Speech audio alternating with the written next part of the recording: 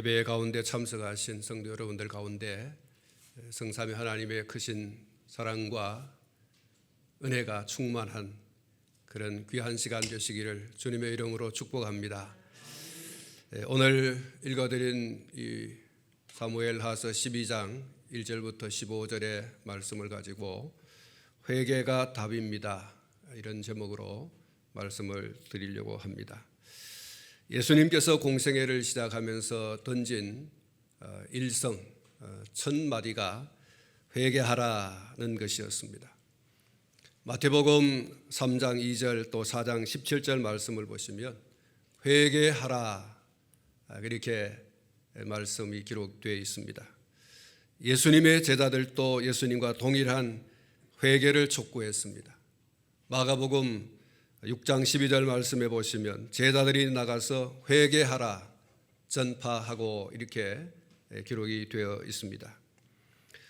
사도 요한도 요한계시록 2장 16절과 3장 3절을 통해서 회개하라 이렇게 회개를 촉구한 말씀을 했습니다. 예수님도 제자들도 그리고 사도 요한도 회개하라 이렇게 촉구를 했는데 그 회개의 대상은 바로 죄를 지은 사람들이죠. 죄인들을 향해서 회개하라 이렇게 말씀을 하신 겁니다. 결국 죄를 지은 사람이 자신의 죄를 씻어내려고 하면 회개하는 것이 유일한 방법이다, 유일한 답이다 라고 하는 것이죠. 죄를 지은 사람이 그 죄를 씻어내고 죄를 없이 하고 죄를 말끔히 처리할 수 있는 유일한 답이 있다고 하면 회개라고 하는 것. 예수님도 제자들도 사도 요한도 성경 전체가 우리에게 이렇게 말씀해 주고 있습니다. 앞에서 말씀을 드렸습니다마는 예수님께서 회개하라 이렇게 말씀하시고 이어서 하신 말씀이 천국이 가까이 왔느니라 였습니다. 천국 입성의 관문이 바로 회개라는 것이죠. 천국에 들어갈 수 있는 그 관건, 관문, 그것이 무엇인가? 회개하는 것이다. 죄를 회개하는 것이 천국에 들어가는 첫걸음이고 그것은 관문이라고 말하고 있는 것입니다. 회개를 통해서 자기의 죄를 씻지 않고는 결코 누구도 천국에 들어갈 수 없다는 것이 예수님의 말씀인 것입니다. 또 성경이 우리에게 가르쳐주고 있는 바 진리인 것이죠. 어떤 분이 말하기를 회개라고 하는 것은 인간답게 살고자 하는 모든 자에게 너를 바꾸는 것이다, 이렇게 말을 했습니다. 여러분 한번 따라 하시기 바랍니다. 너를 바꾸라, 너를 바꾸라. 그렇습니다. 나를 바꾸는 것입니다. 내가 주인 되어서 내 마음대로 살던 모든 삶을 청산하고 예수님을 구주로 믿는 믿음 안에서 성령님의 인도하심을 따라 하나님의 뜻을 이루는 삶으로 삶을 바꾸는 것입니다.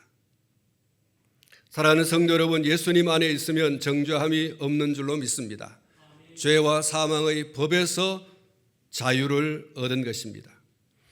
로마서 8장 1절과 2절 말씀에 이렇게 확실히 선언을 하고 있습니다. 그러므로 이제 그리스도 예수 안에 있는 자에게는 결코 정죄함이 없나니 이는 그리스도 예수 안에 있는 생명의 성령의 법이 죄와 사망의 법에서 너를 해방하였음이라 그랬습니다. 나를 바꾸는 것이 이렇게 행복합니다. 내가 주인 되어서 살던 삶에서 예수님을 내 주인의 자리에 올려놓는 것, 그것이 얼마나 행복한 것인가를 로마서 8장이 우리에게 말씀해 주고 있는 것이죠. 내가 주인 되어 살던 삶, 바로 그 주인의 자리를 예수님께 내어주고 하나님의 뜻대로 살게 하시는 성령님의 인도하심을 따라서 살아가면 그 삶이 바로 복된 삶이라고 하는 것입니다.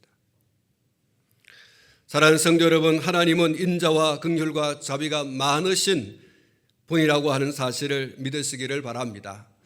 그러므로 그 많은 인자와 자유와 긍휼로 아무리 흉악한 범죄를 저지른 죄인이라고 하더라도 언제나 그 죄를 청산하고 새 삶을 살아갈 수 있도록 하나님께서 기회를 주시는 겁니다.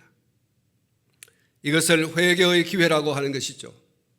우리는 지난 주일 오전 사무엘하 11장을 통해서 다윗의 죄상을 살펴보았습니다. 과연 그가 하나님의 은혜를 입은 사람이 맞을까라고 하는 의구심이 들 정도로 그는 매우 심각한 죄를 저질렀습니다. 하나님께서 보시기에 악한 것이라고 했습니다.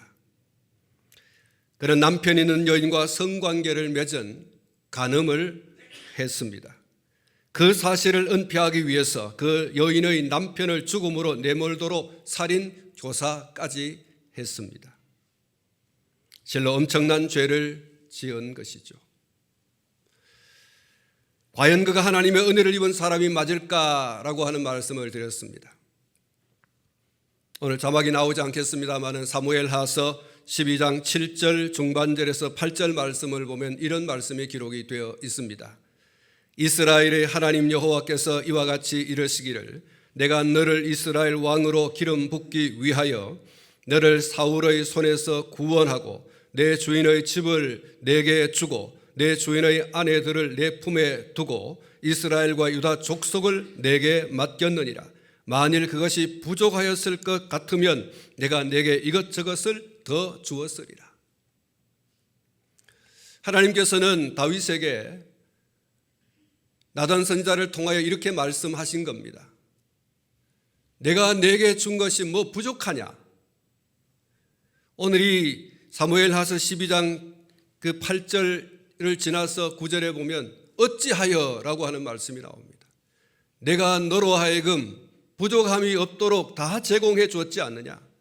왕의 자리도 주고 또 그 왕의 모든 것들을 너에게 다 물려주었지 않느냐?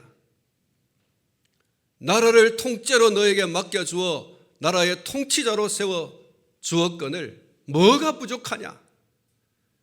또 네가 무엇을 구하면 내가 이것저것도 다 줄 그런 용의가 다 있었고 내가 또 주었지 않느냐? 그런데 어찌하여? 라고 하는 말씀이 나오죠. 그래서 정말 다윗이 하나님의 큰 은혜를 입은 사람인데 은혜를 입은 사람일까? 은혜를 입은 사는 삶을 살아가고 있지 않으니 그런 의구심이 든다는 거예요. 여러분, 다윗이 엄청난 죄를 지었습니다.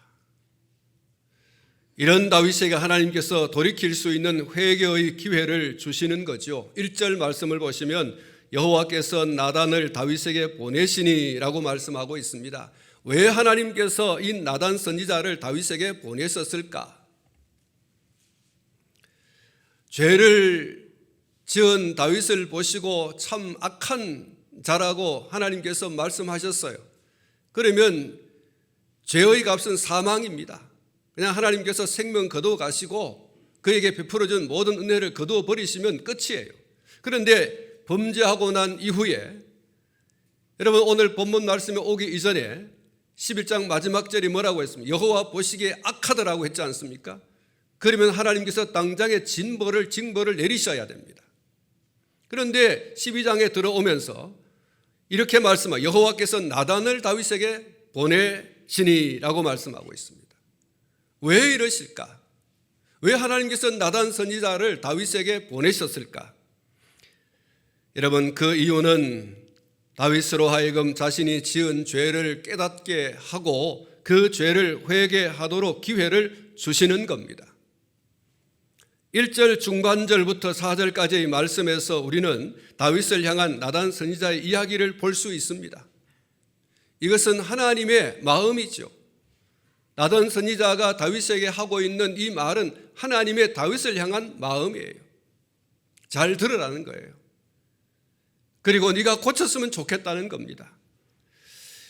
여러분, 이 나단 선지자의 이야기는 굉장히 짧지만 그러나 매우 강렬한 것이었습니다. 요약하면 이렇지요. 한 부자가 자기 자기를 찾아온 손님을 접대하기 위해서 한 가난한 사람이 자기의 딸처럼 여기는 양새끼를 빼앗아 갔다는 겁니다. 그리고 그것을 손님 대접했다는 거지요. 나단 선지자의 이 이야기를 들은 다윗의 반응이 어떠했습니까? 5절과 6절 말씀을 보시면 다윗이 그 사람으로 말미암아 노하여 나단에게 이르되 여호와의 살아계심을 두고 맹세하노니 이 일을 행한 그 사람은 마땅히 죽을 자라. 그가 불쌍히 여기지 아니하고 이런 일을 행하였으니 그 양 새끼를 4배나 갚아 주어야 하리라 한지라. 여러분, 여기 다윗의 반응을 보십시오. 그는 가난한 사람의 양 새끼를 빼앗은 한 부자에 대해서 아주 분노했습니다. 이럴 수가 있는가? 자기 집에는 양새끼도 많이 있을 것이고 닭새끼도 많이 있을 것이고 손님 접대하기 위한 그런 것들이 많이 있을 터인데 어찌하여 그 모든 것은 놔두고 가난한 집에 딸처럼 자식처럼 그렇게 여기는 그 양새끼를 가지고 가서 음식을 하여서 자기 손님을 대접할 수 있단 말인가? 하고서 다윗이 나단 선지자의 그 이야기를 듣는 순간에 분노가 막 치밀어 올랐어요. 그리고 그는 가난한 사람의 양새끼를 빼앗은 한 부자에 대해서 그가 한 행위는 사형에 해당하는 죄라고 그렇게 단죄를 했고, 또 율법이 말하는 배상법을 따라서 4배나 갚아야 한다라고 그렇게 분명히 말을 했습니다. 다윗은 어디에선가 그러한 일이 있었다고 하면 반드시 율법을 따라서 엄히 심판할 것이다 라고 하고 여호와의 이름으로 맹세까지 했습니다. 내가 반드시 여호와의 이름으로 맹세하는데 그런 놈이 있다고 하면 나는 철저히 징벌하고야 말겠다라고 하는 것이죠. 여러분, 우리가 여기서 좀 생각하고 넘어가야 할 것이 있습니다. 그것은 다수의 사람들이 자신이 범죄한 사실에 대해서는 둔하고 관대하고 너그럽게 넘어가 주기를 바랍니다. 자기 자신마저도 그렇습니다. 나는 그럴 수 있지 이렇게 여기고 다른 사람도 그럴 수 있겠다라고 이렇게 너그럽게 관대하게 이해해 주기를 바랍니다. 그런데 다른 사람의 죄에 대해서 얼마나 예리하고 얼마나 민감하고 얼마나 정죄하고 얼마나 단죄하는지 거침이 없다는 겁니다. 심지어 성경을 들먹거리면서까지 분노하고 정죄하고 심판을 단언하지요. 이러한 모습이 우리에게는 없는가를 돌아보아야 할 것입니다.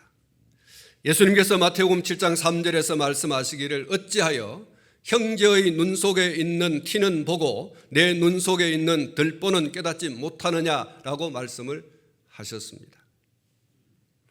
여러분, 예수님의 이 말씀을 오늘 저와 여러분이 깊이 묵상하는 그런 기회가 되었으면 좋겠습니다.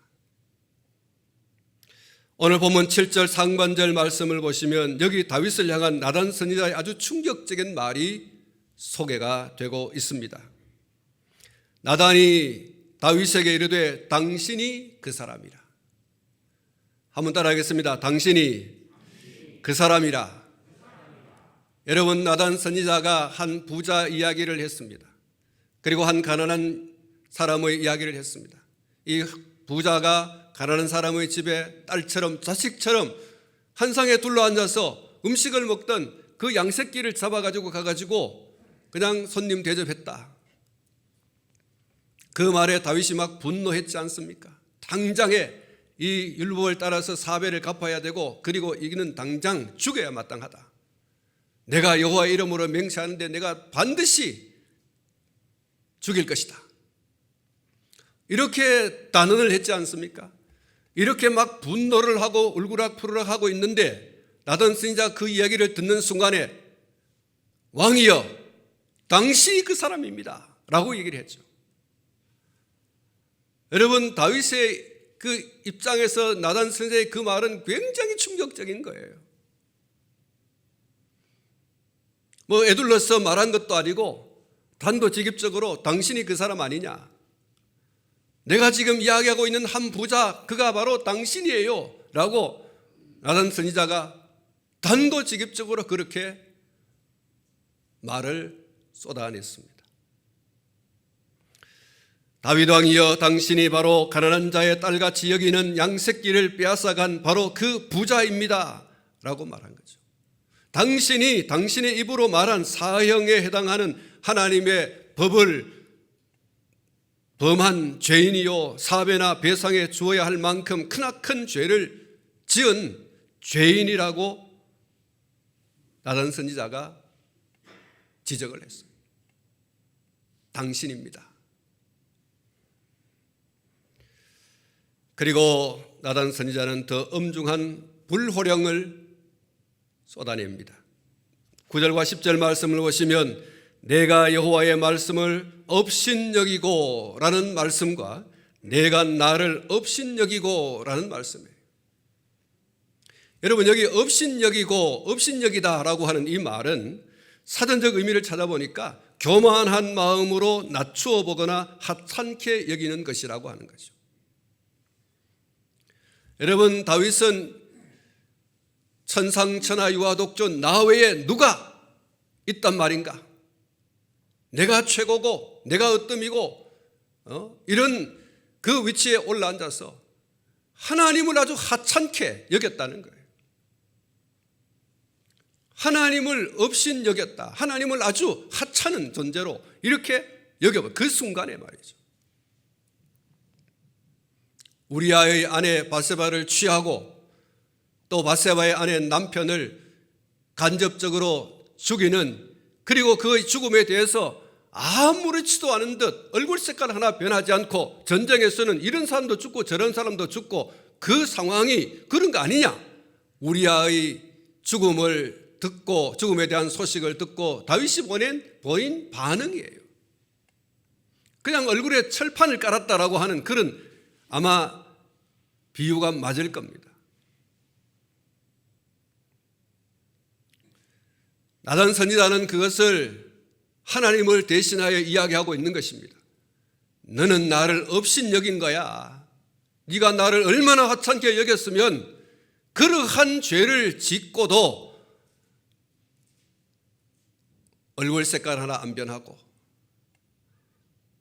하는 너의 그 모습이 하나님 당신이 보시기에 얼마나 악한지, 이 나단 선지자를 통해서 하나님께서 지금 말씀하고 있는 것입니다. 내가 여호와의 말씀을 업신여기고 내가 나를 업신여기고, 그렇게 말씀하고 있습니다. 다윗이 우리아의 아내 바세바를 간음한 것이라든지 자신의 간음죄를 덮어버리기 위해서 바세바의 남편인 우리아를 전쟁터에서 계획적으로 죽게 한 일은 전혀 하나님을 의식하지 않은 교만한 행위였던 것입니다. 말씀을 드린 것처럼 그러한 죄를 이렇게 반복적으로 연결해서 연속적으로 지으면서도 전혀 얼굴 색깔 하나 변하지 않는, 이것이 하나님을 얼마나 업신여기면 그랬느냐는 것입니다. 여러분, 지난 주일에 말씀을 들었습니다마는 죄는 덮으려고 하면 덮으려고 할수록 더 큰 죄를 짓게 되어 있습니다. 그리고 죄는 덮어버리고 싶지만 덮여지는 것이 결코 아니라는 사실. 9절과 10절 말씀을 보시면 하나님께서 나단 선지자를 통해서 당신께서 다윗의 모든 행위를 지켜보신 것을 적나라하게 다 드러내어서 말씀하고 있는 것을 볼 수가 있습니다. 좀 전에 말씀을 드렸던 바로 그 내용이에요. 바세바를 취하고 우리아를 전쟁터 깊숙이 넣어서 죽여버리고 하는 이런 모든 일련의 이야기들이 9절과 10절에 기록이 되어 있는 것이죠. 사랑하는 성도 여러분, 내가 범죄한 후에 그 현장을 바꾸고 혹 목격한 사람이 있다면 그를 쥐도 새도 모르게 없애버리면 완전 범죄가 되는 줄로 생각한다면 큰 오판이에요. 누가 지켜보신다고 했습니까?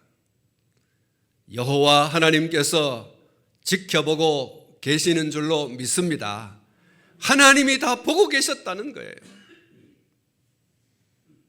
아무도 보지 않는 것처럼 그렇게 죄를 지었고 죄를 덮어버리려고 했지만 사람의 눈은 가리울 수 있고 사람의 귀는 막을 수 있고 그렇게 할 수 있었을는지 모르지만 하나님의 눈을 가릴 수가 없었어요. 아담과 하와가 선악과를 따먹은 사실을 지켜보셨고 가인이 아무도 없는 들판에서 동생 아벨을 돌로 쳐 죽인 사실도 하나님은 다 지켜보고 계셨습니다. 아담아 네가 어디 있느냐?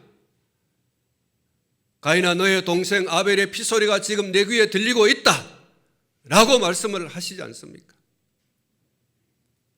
아무도 지켜보지 않는 것 같지만 아무도 들은 이가 없다고 하지만 하나님이 보고 들으시고 계신 거예요. 하나님을 속일 수는 없습니다. 하나님의 눈을 가리울 수는 없어요. 하나님의 귀를 막을 수는 없어요. 너의 아벨의 피소리가 너의 동생 아벨의 피소리가 지금 내 귀에 들리고 있지 않느냐? 네가 지금 죄를 짓고 숲을 사이에 숨어 있는 것 내가 알고 있다. 아담아 지금 네가 어디 있느냐? 네가 서 있어야 할 자리에 왜 있지 아니하고 왜 그렇게 숲을 사이에 숨어 있고 왜 치마로 네 몸을 가리고 있고 왜 그러고 있느냐? 하나님께서는 다 보고 계신 겁니다. 사람의 눈은 속이고 피하고 감출 수 있을지 모르지만 하나님의 눈을 속이거나 피하거나 감출 수 없습니다. 사랑하는 성도 여러분, 나단 선지자는 하나님의 말씀을 다윗에게 전합니다. 그것 아주 적나라하게 남김없이 모두 전합니다. 심지어 무슨 말씀까지 하십니까? 10절 중반절부터 5절 15절까지의 말씀을 보시면 하나님의 엄중한 심판이 전달되고 있습니다. 10절 말씀에 보면 칼이 내 집에서 영원토록 떠나지 않으리라 그랬어요. 11절 말씀 보시면 내 집에 재앙을 내리시겠다고 말씀하셨어요. 14절 말씀에 당신의 낳은 아이가 반드시 죽으리라고 말씀하고 있습니다. 사랑하는 성도 여러분, 나단 선지자가 이 말을 전해 주어야 할 상대가 누구입니까? 그는 바로 이스라엘의 왕 다윗입니다. 그런데 나단 선지자는 그가 누구이든지 개의치 않습니다.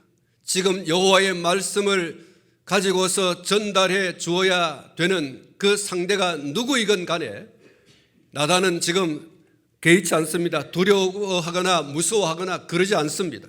그는 담대하게 하나님의 입이 되기를 원했고 하나님의 입이 되었습니다. 다윗이 마음을 잘못 먹으면 단칼에 목숨을 잃을 수도 있습니다. 아니 지금 네가 누구 앞이라고 그렇게 함부로 입을 나불거리고 있느냐? 그리고 내가 또 그런 죄를 설사 지었다고 하더라도 네가 무슨 상관이냐 하고서 그가 칼을 빼어 나단을 죽일 수도 있습니다. 그러나 그는 죽음을 두려워하는 사람이 아니었습니다. 그래서 우리는 그의 모습 속에서 진정한 선지자의 모습을 보게 되어집니다. 선지자는 하나님의 뜻을 먼저 알고 그것을 들어야 할 사람에게 그대로 전달하는 사람이지요.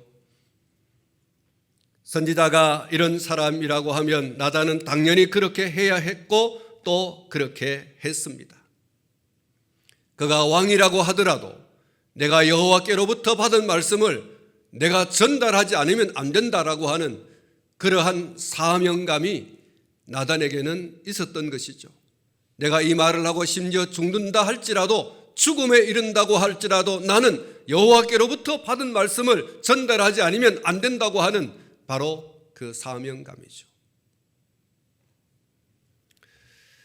이와 관련해서 우리는 다음의 말씀을 주목할 필요가 있습니다. 에스겔서 33장 1절부터 7절의 말씀인데 제가 읽어드리겠습니다.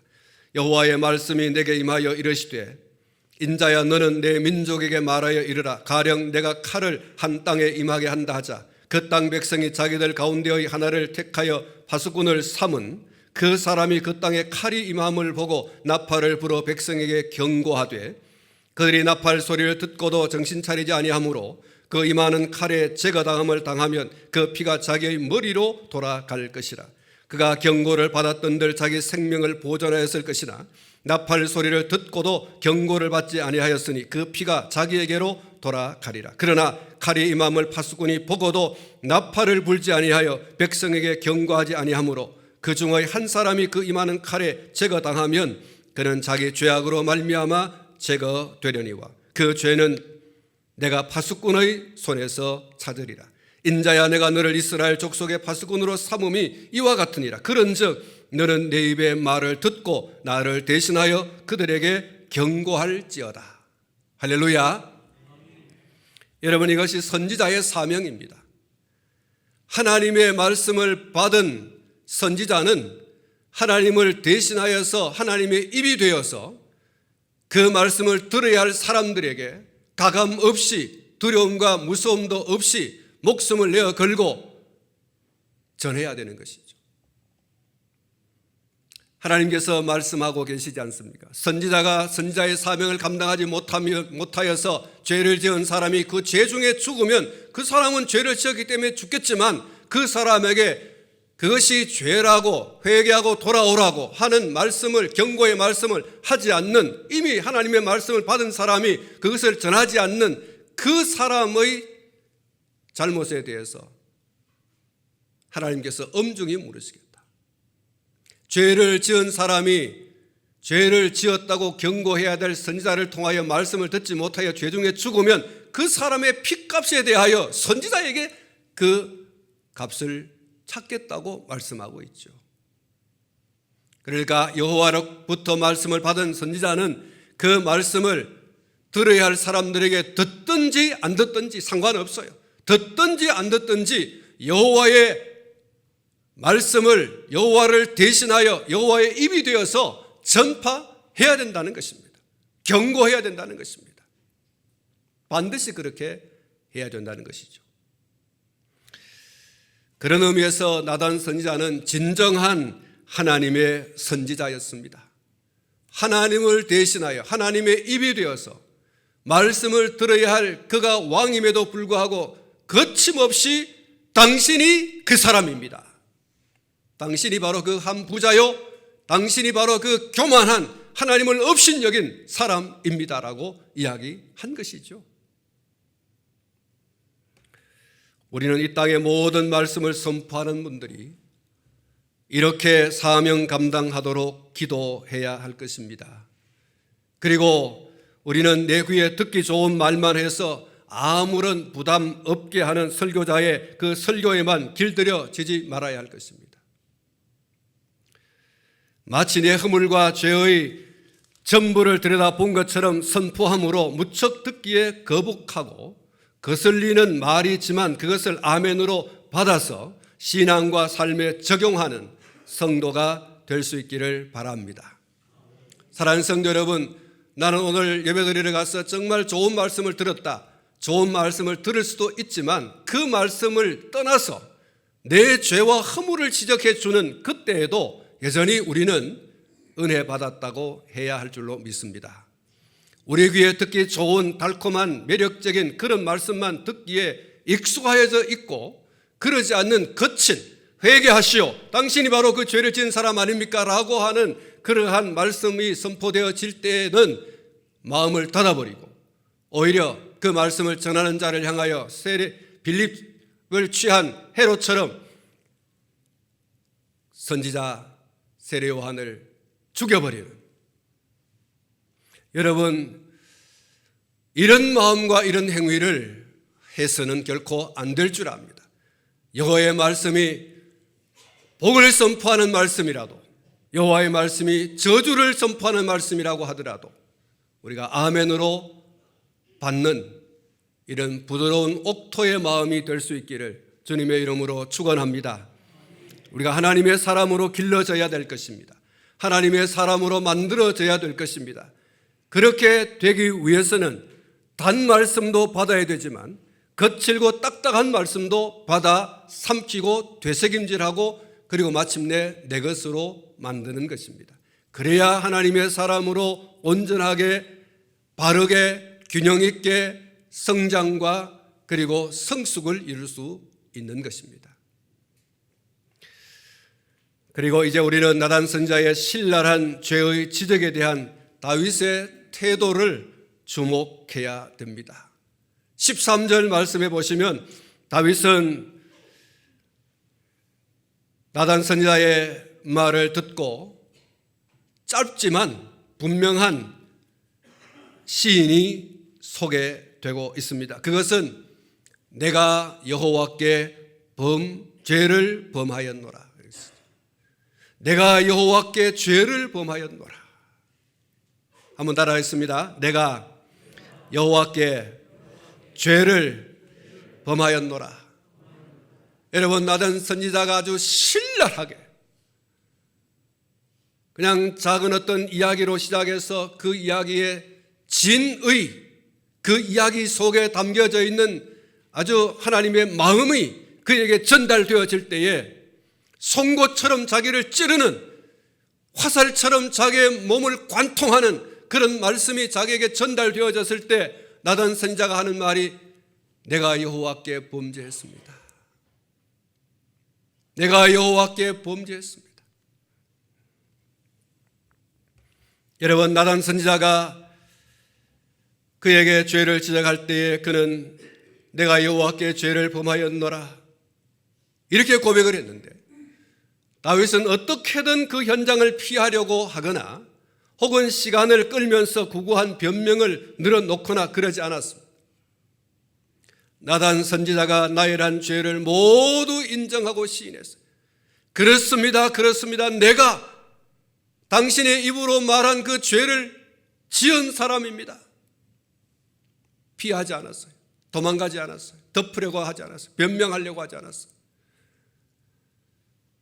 하나님을 대신하여 하나님의 입이 되어 선포하는 하나님의 말씀을 듣고 그렇습니다. 내가 바로 그 죄인입니다.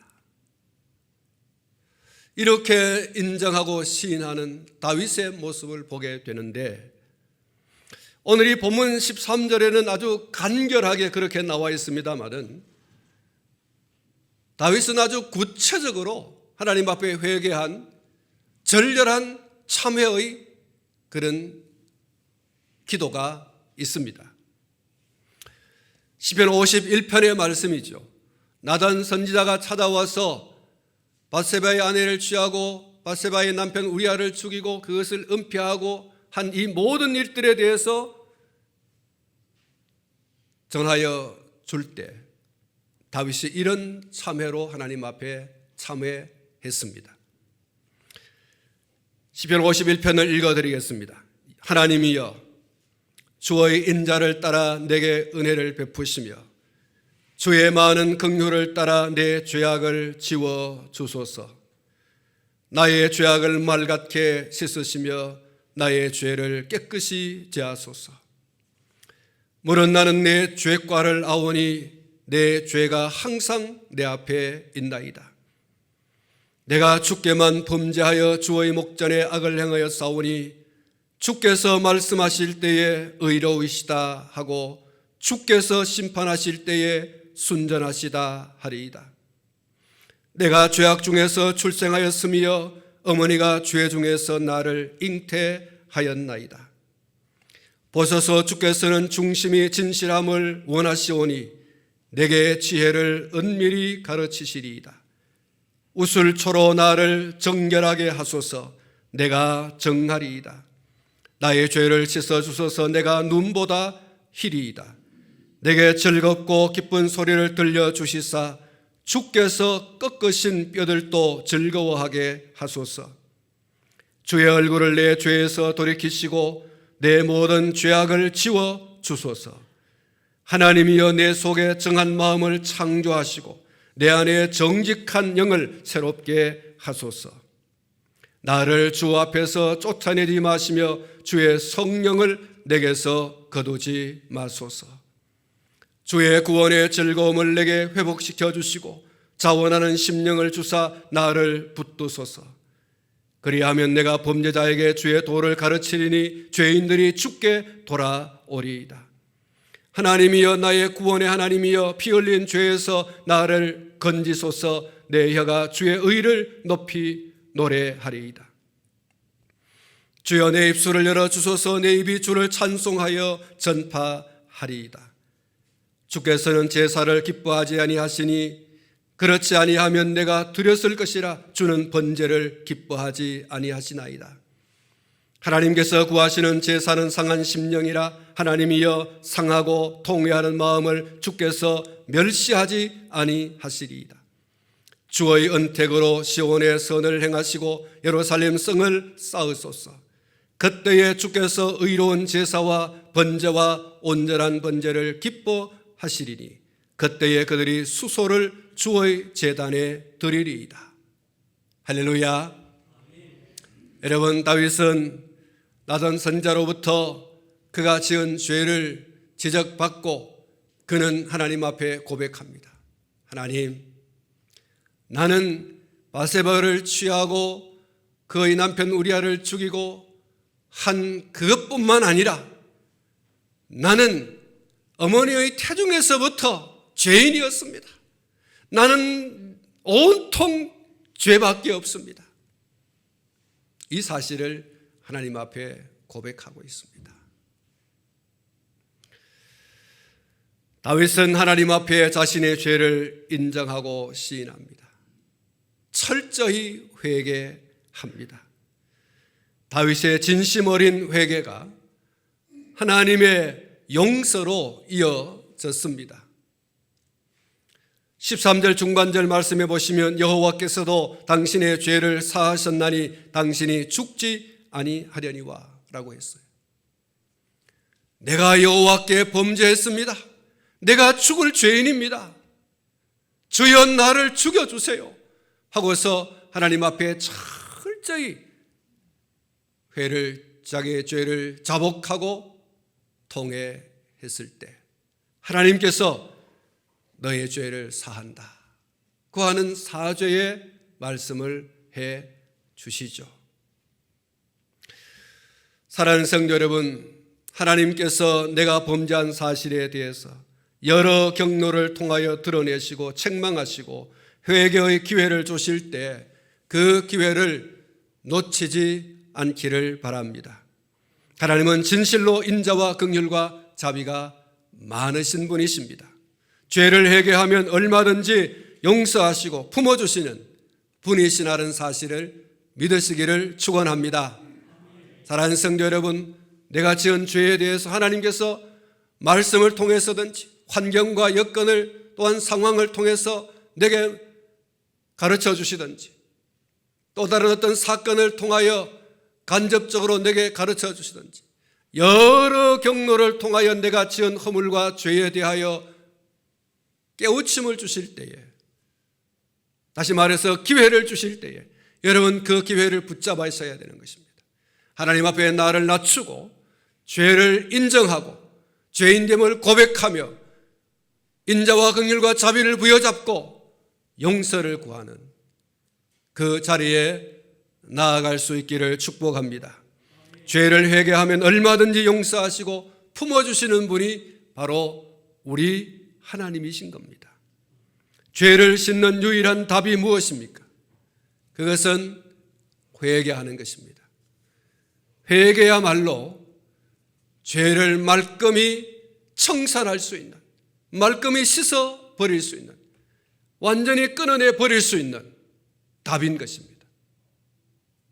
다윗의 회개를 들으시고 죄를 용서한다고 하는 하나님의 이 선언, 이 법적 선언입니다. 이것은 오늘 저와 여러분들이 정말 주목해야 할 말씀이에요. 죄를 짓지 말아야 되겠지만 부지불식간에 우리가 연약하여서 죄를 지을 수 있지 않겠습니까? 죄를 짓지 말아야 되지만 죄를 짓게 되어진다고 하면 답은 한 가지밖에 없습니다. 회개하는 것입니다. 그 죄를 인정하고 그 죄에 대해서 철저히 통회하고 자복하고 인자와 긍휼과 자비가 많으신 하나님을 붙들고 용서해 달라고 하는 이것이 답인 것입니다. 할렐루야. 한번 따라하겠습니다. 죄를 씻을 수 있는 답은 회개입니다. 그렇습니다.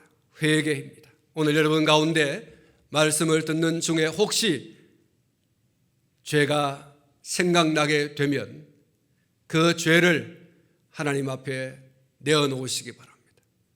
주의 보혈로 씻어 주십시오. 주의 보혈로 씻어 주십시오.